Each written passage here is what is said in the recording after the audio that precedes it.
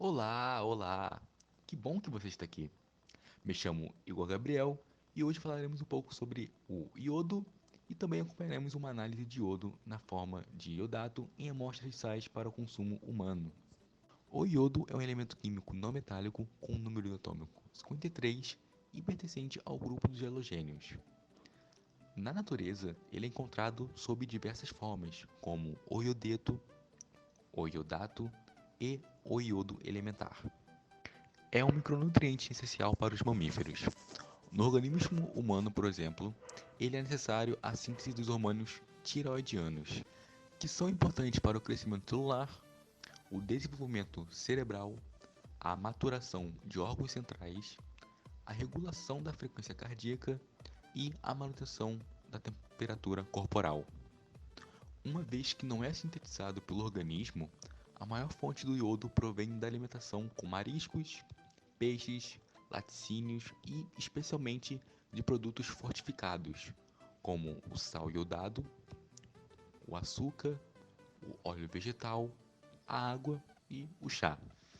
A recomendação diária de iodo é de 150 microgramas para pessoas com mais de 14 anos, 220 microgramas para gestantes, sendo que a quantidade ideal de iodo para lactantes é de 290 microgramas diariamente. A recomendação diária de iodo é de 150 microgramas para pessoas com mais de 14 anos, 220 microgramas para gestantes, sendo que a quantidade ideal de iodo para lactantes é de 290 microgramas diariamente.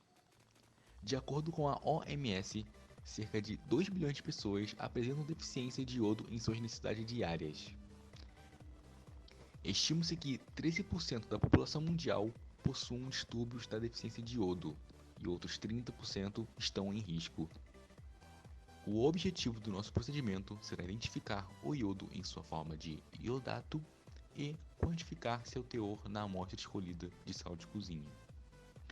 Os materiais, vidrarias e reagentes são Erlenmeyer de 500 ml, água destilada para fim de diluição e preparo de solução, ácido sulfúrico 0,5 molar, iodeto de potássio padrão, solução de amido 1%, tiosulfato de sódio 0,005 molar, pipeta volumétrica de 5 ml, balança analítica, bureta de 25 ml, pipeta Pasteur e bastão de vidro.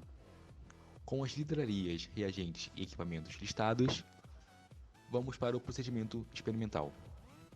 O primeiro passo é pesar 10 gramas da amostra de sal com auxílio de uma balança analítica.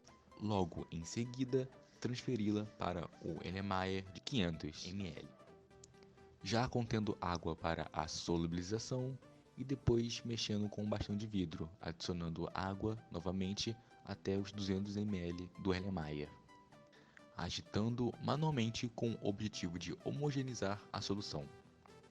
Com auxílio de uma pipeta volumétrica de 5 ml, transferir o ácido sulfúrico 0,5 molar para o Erlenmeyer. Pesa-se também 0,1 gramas de iodeto de potássio para adicionar ao Erlenmeyer.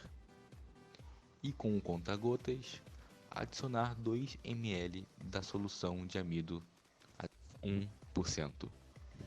Com auxílio de uma bureta, titulou-se a solução com tiosulfato de sódio a 0,005 molar. O procedimento foi realizado em triplicata. Agora vamos para as reações envolvidas no nosso sistema. Primeiramente, como demonstrado na reação acima, o iodato de potássio faz o papel de agente redutor, oxidando o I- para I2. O excesso de I- na nossa solução reage com o I2 formado anteriormente, dando origem ao triodeto. E, finalmente, o triodeto formado reage com o tiosulfato. E fazendo o balanceamento do número de mols, conclui-se que 6 mols de iodato de potássio estão para 1 de tiocianato. E vamos aos resultados.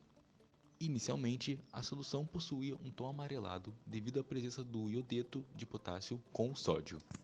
Com a adição da solução de amido, o nosso indicador, há a formação do complexo com um tom azul característico. Quando acontece a titulação da solução com o tiosulfato, o ponto de viragem foi definido pela perda completa de coloração da solução. A tabela a seguir representa o volume gasto de titulante que ocorreu na triplicata. Foram 3 volumes diferentes devido a 3 titulações diferentes, ou seja, 3 repetições. E ao lado dela, também podemos ver a média de volume gasto. Na equação 1, temos a equação de número de mols, ou seja, a equação que representa a quantidade de matéria, de moléculas que existe num determinado espaço. Ela pode ser estabelecida tanto pela concentração vezes o volume, um em mol por litro e outro em litro, ou pela massa sobre a massa molar, ambos em gramas.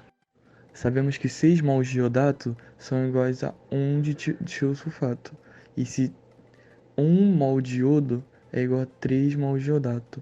Logo, chegamos à conclusão de que 1 mol de tiosulfato é igual a 2 mols de iodo, e assim podemos aplicar a equação 1 em ambos os lados.